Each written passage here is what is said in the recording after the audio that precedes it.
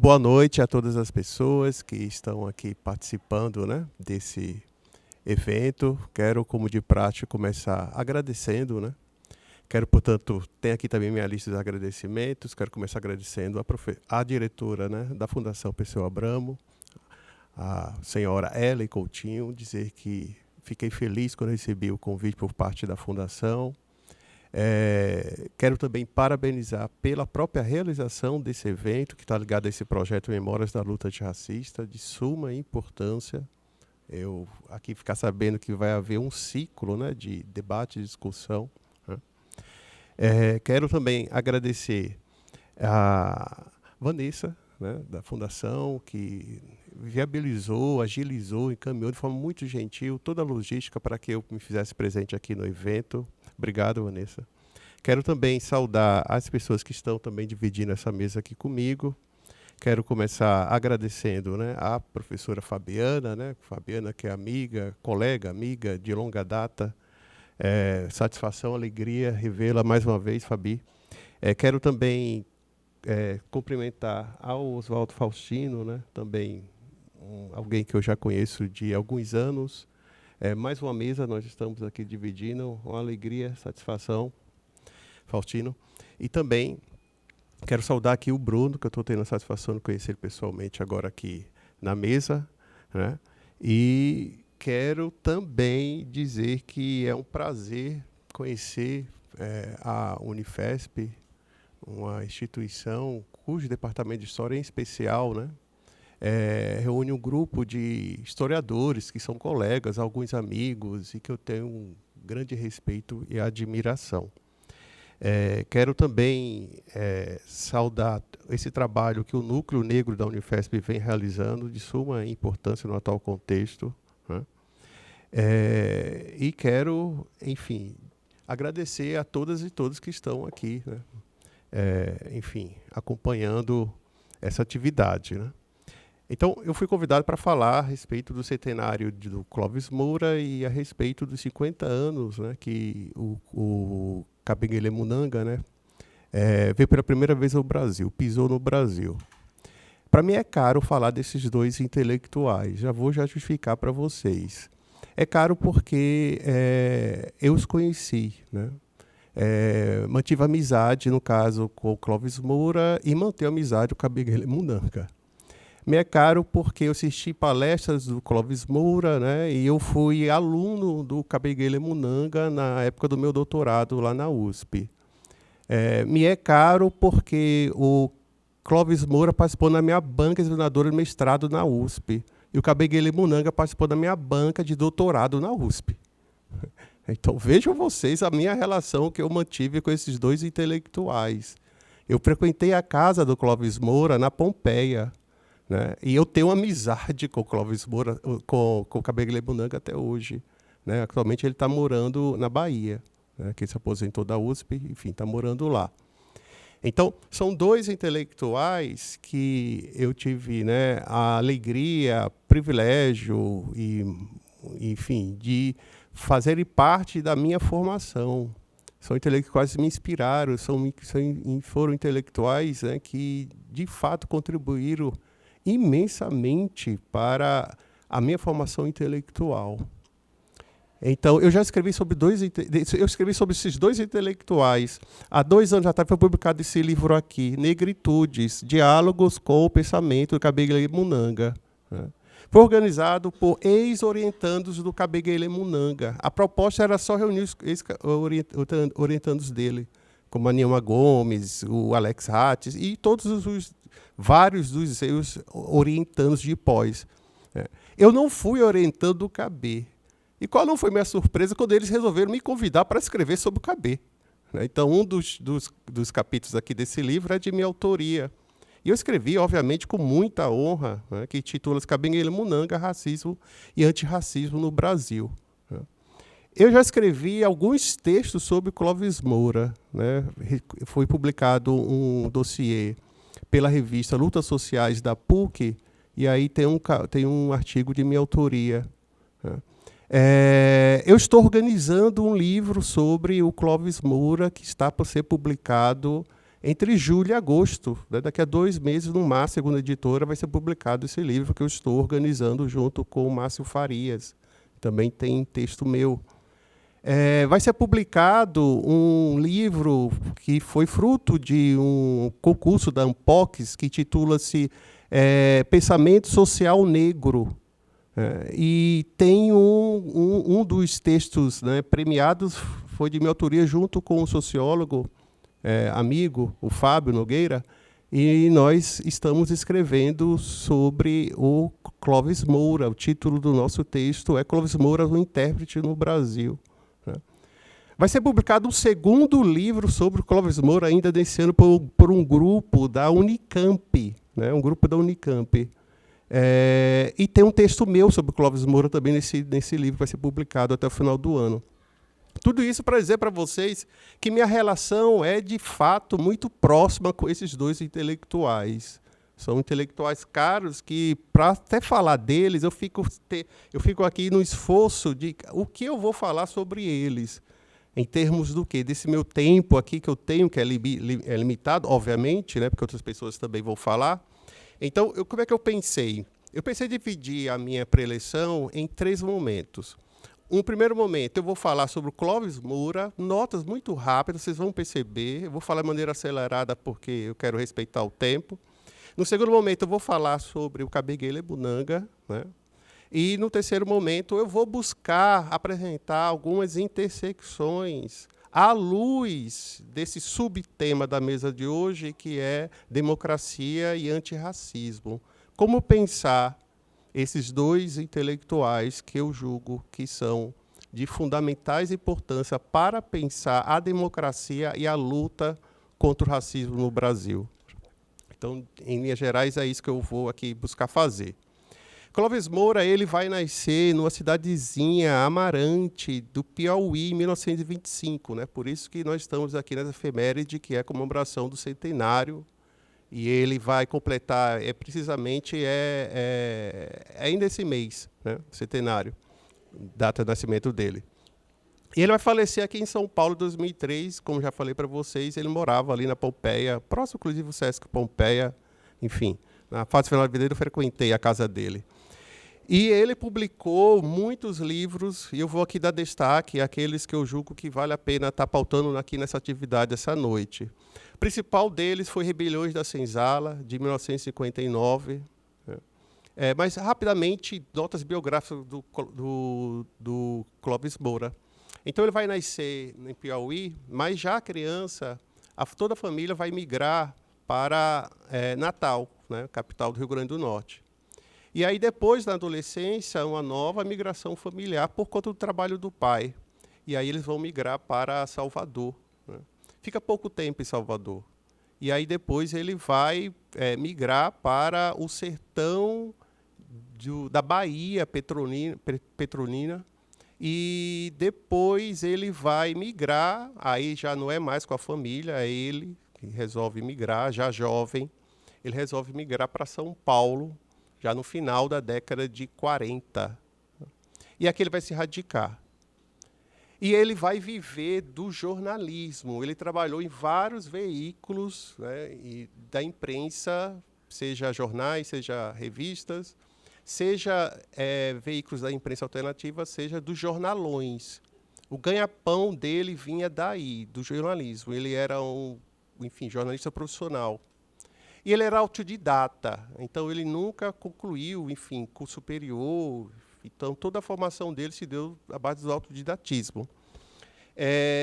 Então, o primeiro livro dele foi Rebeliões da Senzala, e aí não parou mais de publicar. Embora teve um boom das publicações dele que se deu a partir da década de 70. Não é por outro motivo que o segundo livro que eu vou destacar dele é O Negro de Bom Escravo a Mau Cidadão, o livro 77. E aí depois ele publica Brasil, Raiz, Protesto Negro, de 1983.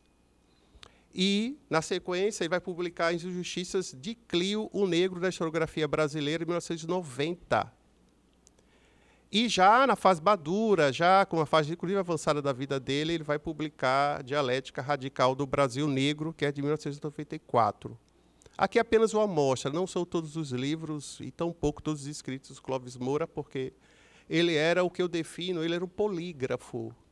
Ele escrevia muito, publicava muito, em diversas frentes. Ele era um autor erudito, multifacetado, eclético do ponto de vista dos seus temas e objetos de interesse.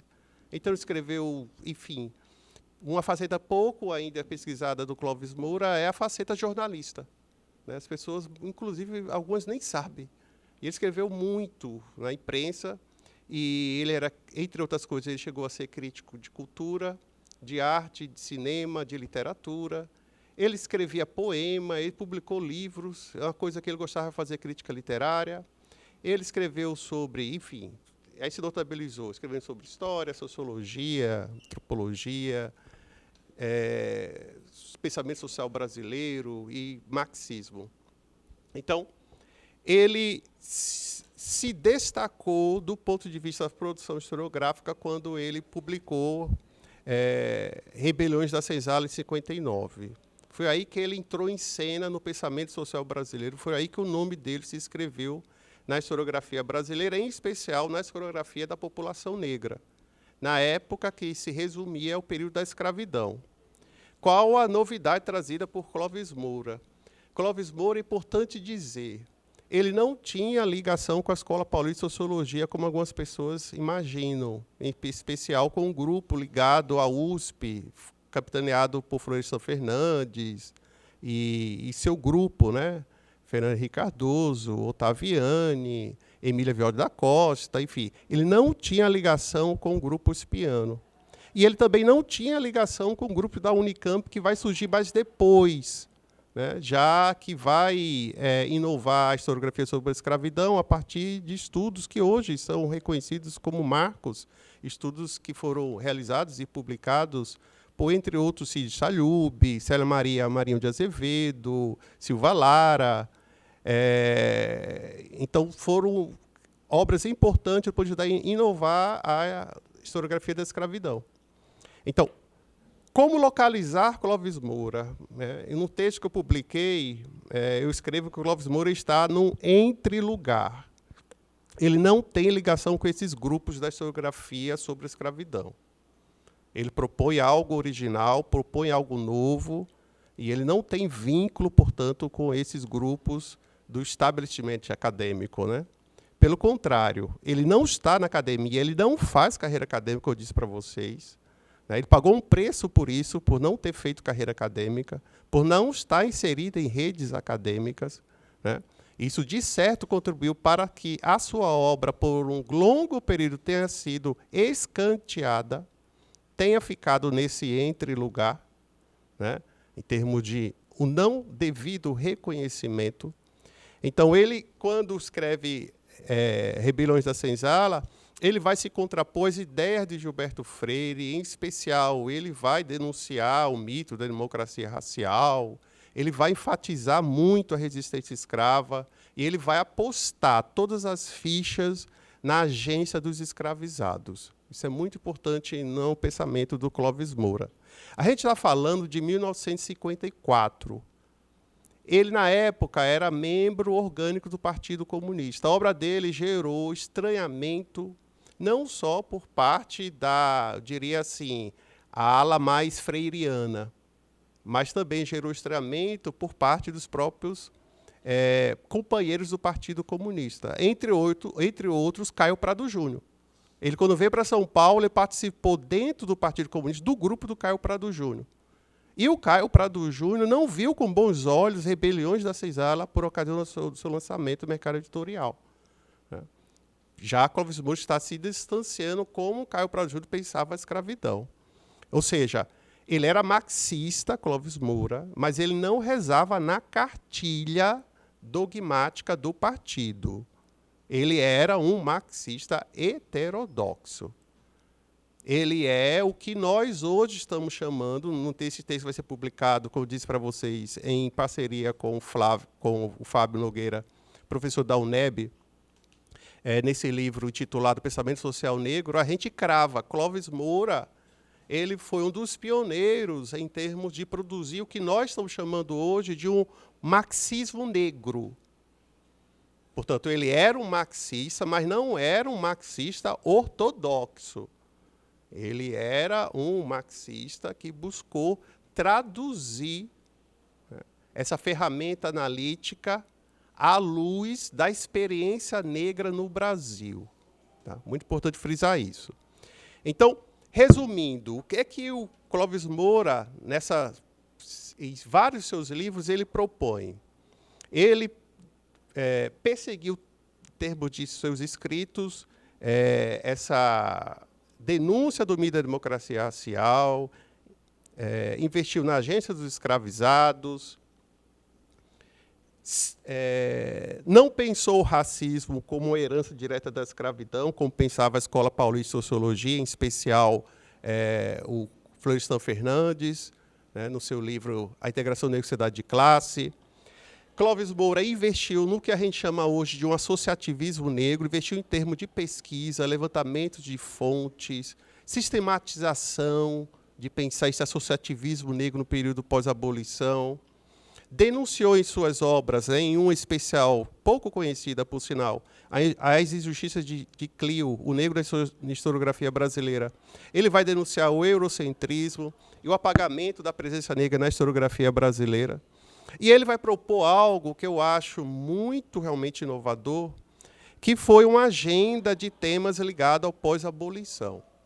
Quando Clóvis Moura se lança no pensamento social brasileiro, lá em 59, não existia esse campo pós-abolição. O que existia era o estudo sobre escravidão.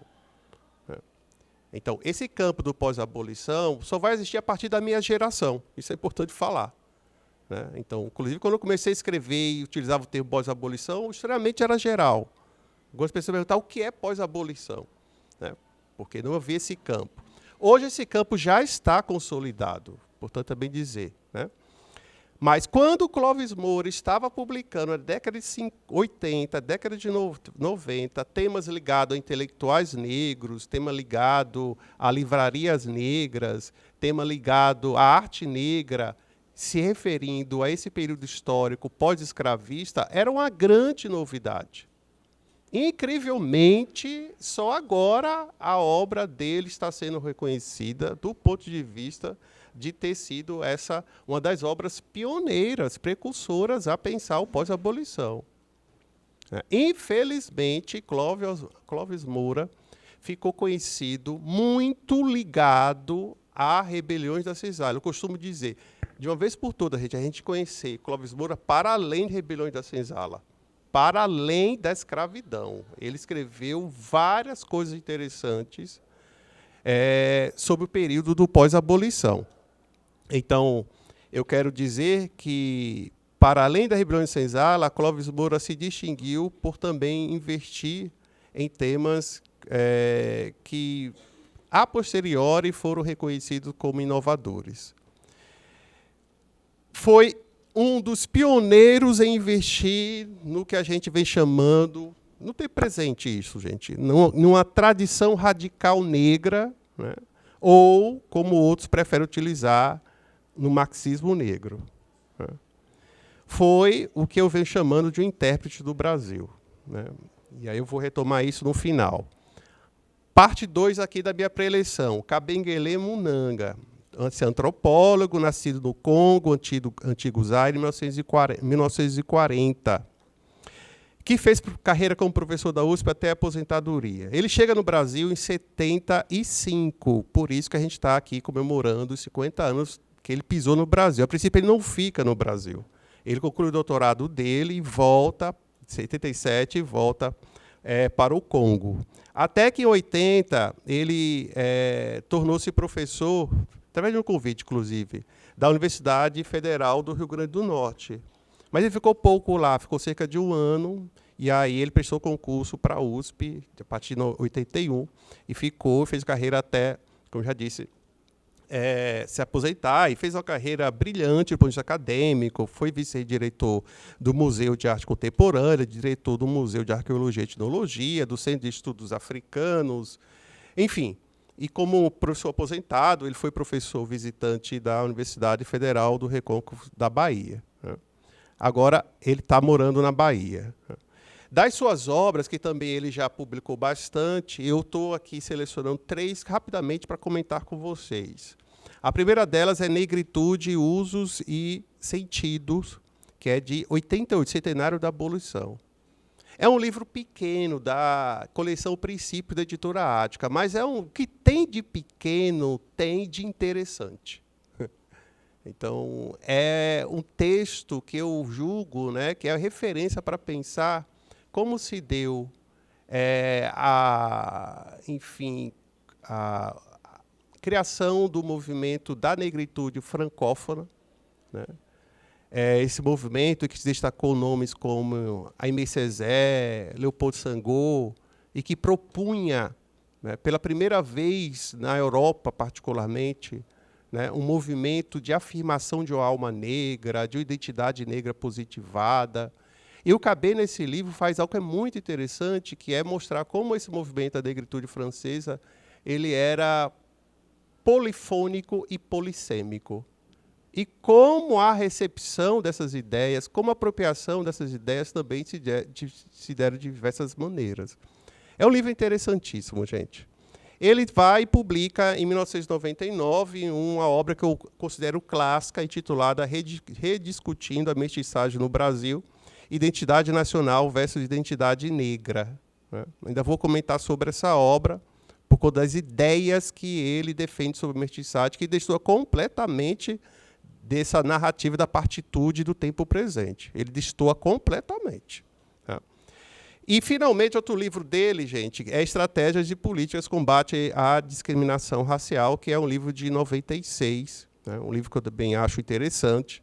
E aí destacando de maneira muito rapidamente, ligeira, as ideias que perpassam os escritos, a obra do Kabengele Mundanga, né? Primeiro, alguém que investe muito em sua agenda de pesquisa e pensar a identidade negra, à luz da antropologia, notadamente.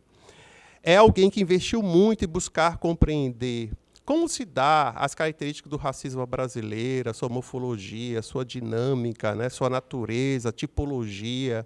Então, ele vai defender a ideia que uma das características do racismo brasileiro é o silêncio, né, de não falar sobre o tema, não discutir o tema, o apagamento sobre o tema. Ele chega em mais de um texto a argumentar, que essa ideia eu acho brilhante dele, por sinal, que o racismo brasileiro ele é um crime perfeito. Essa ideia é dele. Eu já utilizei alguns textos assim, o racismo brasileiro é um crime perfeito. Por quê? Porque é um racismo sem alarde, é um racismo silencioso, é um racismo mascarado, é um racismo sutil, né? É um racismo velado, né? Então, não é, e ele compara, ele faz a comparação, né? Não se dá nos moldes do modelo racial dos Estados Unidos, da segregação, da violência, de ser algo explícito, e também não se dá nos moldes do racismo da época do apartheid na África do Sul, na base do segregacionismo, separatismo, etc. Se dá de outra forma, e ele vai argumentar que uma das formas é a invenção dessa figura do mulato, né? Do pardo, que é essa figura intermediária, que é essa figura aí que fica ambígua, termo dele, Kabengele, né? Ambivalente, né? E que, segundo Cabet, é uma invenção do sistema racial brasileiro para dividir a população negra, para fazer com que esse grupo, os pardos, se sintam a outra coisa, não se sintam pertencendo à população afrodescendente, se sinta pertencendo a uma outra coisa. E que outra coisa é essa? Indeterminação. Então, Cabet vai argumentar que essa é uma das características também do racismo brasileiro, a invenção dessa figura. Então, essa categoria pardo existe, obviamente, em outros sistemas raciais, mas não se configura como se configura aqui no Brasil. De fato, aqui no Brasil, né, essa figura intermediária já é o que Eduardo Oliveira, um importante sociólogo negro da década de 70, argumentou como um grande obstáculo epistemológico. Então, Cabet, a partir de Durban, sobretudo, a partir do início do ano 2000, se notabilizou no debate público brasileiro, tornando-se um dos principais intelectuais públicos a debater questões ligadas à raça, racismo e antirracismo. Hoje ele é uma sumidade. Foi premiado, prêmios internacionais, e passou a fazer sistematicamente a defesa das políticas públicas, ações afirmativas, cotas raciais. Então, o que caracteriza a obra do Cabet, também para amarrar aqui com vocês, é denúncia do mito da democracia racial, né? A produção de contranarrativas ou de narrativas alternativas aos cânones. E vale dizer que essas características da obra do Cabet não são restritas a ele. Eu acho também, vou estender aqui. Eu acho que eu já vou começar para a terceira e última parte aqui da minha preleção. Apresentar para vocês esses pontos de intersecções entre esses dois intelectuais que estão em pauta aqui nesse evento, né? Então, ambos, coincidentemente, eram amigos, né? Nesse livro que eu estou organizando sobre o Clóvis Moura, um dos capítulos foi escrito pelo Cabet Guilherme. E mal sabem vocês quanto ele ficou feliz quando eu convidei. Eu falei assim, Cabet, aí eu falei, estou organizando um livro sobre o Clóvis Moura. Aí gostaria muito de um depoimento seu, porque eu já sabia que eles tinham amizade. Eu não sabia o nível da amizade, mas eu já sabia que eles tinham amizade. Foi por isso que eu convidei o Cabet. Aí, quando eu convidei, aí ele falou assim, mas Petrônio, né, que fantástico, tal. E ele escreveu realmente um texto que bem, assim, diria que é testemunho, né? Quem é o Clóvis Moura que eu conheci, convivi, aí ele vai mostrando como é que eles eram amigos. O Cabet, por exemplo, ele foi no velório, no sepultamento do Clóvis Moura, entre outras coisas. Então, o que é que eles tinham em comum? Então, as suas obras se distinguiram, no caso Cabet, né, ainda vivo, se distingue por denúncia do mito da democracia racial, né, por produzir contranarrativas ou narrativas alternativas aos cânones. Tratam-se de dois intelectuais negros que se destacaram como intérprete do Brasil, né? E aí eu ouso sim falar isso, o Cabet, um intérprete africano do Brasil, né? E o Clóvis Moura, né, um intérprete negro ou afrodiaspórico do Brasil, né? Mas dois elementos em comum.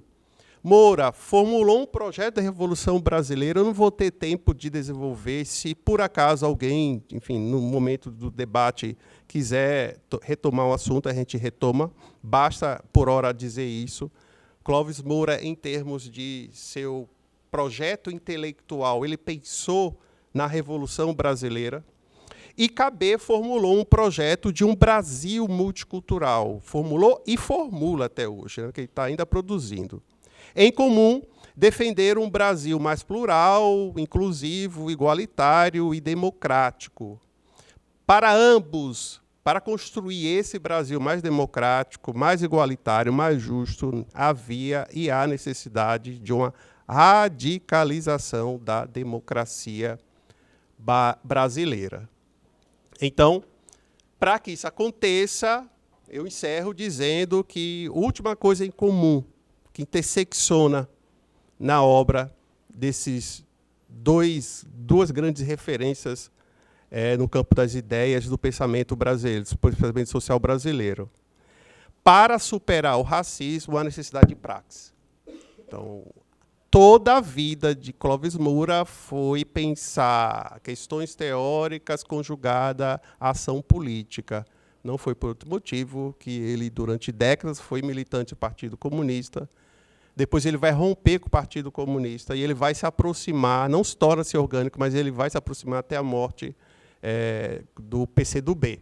Né? Mas ele sempre pensou que qualquer perspectiva de combate às desigualdades, de construção de um projeto alternativo à ordem vigente, tem que ter ação. Praxis, inclusive, era o termo que ele gostava para se ver, por exemplo, a resistência negra. Né? Tem um autor, que é também amigo, ele prefere utilizar, inclusive, esse termo, praxis negra, para se referir a essa resistência negra que o Clóvis Moura investiu tanto do ponto de vista de seus escritos e suas investigações e pesquisas. Então, para ambos tem que haver engajamento, tem que haver ação coletiva, tem que haver mobilização, caber mais do que, vou usar aqui, inclusive, é um trecho de um dos textos dele. Olha o que ele escreve. Mais do que pesquisas acadêmicas, discursos retóricos e boas intenções, há necessidade de medidas concretas, um amplo programa de ação fundado nos princípios da igualdade, reconhecimento e redistribuição, que passa pela articulação de políticas públicas e privadas de combate às desigualdades raciais e práticas discriminatórias. Então, eu encerro dizendo para vocês mais duas coisas. Foram intelectuais negros, são intelectuais negros fundamentais a partir de suas obras e intervenções para se compreender a dinâmica das relações raciais no Brasil e apontar caminhos alternativos, possibilidades para a superação do racismo. Foram e são intelectuais que nos servem hoje como referência bibliográfica, mas também como fonte de inspiração política para demarcar uma agenda de luta antirracista. Afinal, consiste em dois autores que colocaram seu projeto intelectual a serviço da construção de uma democracia emancipatória, da justiça social e do antirracismo. Obrigado, gente, pela atenção.